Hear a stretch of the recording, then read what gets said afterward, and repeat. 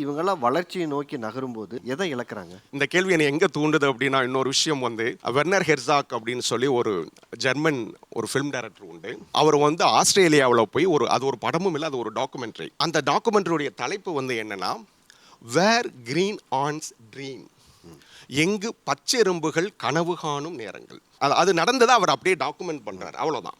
ஆஸ்திரேலியாவில் இருக்கக்கூடிய அந்த பழங்குடியினருடைய பூமியை, நிலங்களை அதை ஒரு தனியாருக்கு கொடுத்து அங்கே யுரேனியமை தோண்டி எடுக்கிறதுக்கு போகிறாங்க. இந்த மக்கள் எல்லாம் அதை வழிமறித்து நின்று பெரிய போராட்டங்கள் பண்ணுறாங்க.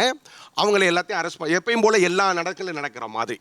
அப்போ இந்த பிரச்சனை நீதிமன்றத்துக்கு வழக்குக்கு போகுது. பழங்குடி சமூகத்தினுடைய மூத்தவர் ஒருத்தர் அங்கே போய் அந்த நீதிபதிக்கு முன்னாடி இருந்து அவர் பேசுகிறார். நீதிபதி கேட்குறார், இப்போ அங்கே வர்றது அது ஒன்று, அதுக்கு தான் அங்கே கொடுத்துட்டாங்கல்ல, உனக்கு இது கொடுக்குறாங்கல்ல, இப்போ இது என்ன அப்படின்னு அவர் கேட்குறப்ப அந்த மூதவர் சொல்கிறாரு, அதெல்லாம் இங்கே பிரச்சனை இல்லை, ஆனால் நீங்கள் அங்கே தோண்ட போகிறீங்க பார்த்தீங்களா, அது பச்சிரும்புகள் நிறைந்த பூமி, அது எப்பயுமே கனவு காண்டுக்கிட்டே இருக்கும். அந்த கனவு கண்ணக்கூடிய அதை நிறுத்திருச்சு அப்படின்னா இந்த பிரபஞ்சமே அழிஞ்சு போகும். புரியுதுங்களா?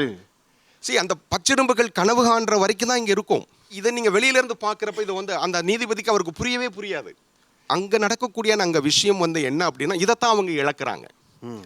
அங்கே இழக்கிறது பூமியை மட்டும் இல்லைங்க, அவங்க பச்செரும்புகளுடைய கனவுகளையும் அவங்க இழக்கிறாங்க. உலக பழங்குடியினர் தினத்தை முன்னிட்டு சமத்துவம் காண்போம் சிறப்பு நிகழ்ச்சி வரும் ஆகஸ்ட் 9 இரவு 8 மணிக்கு நியூஸ் 7 தமிழில் காண தவறாதீர்கள்.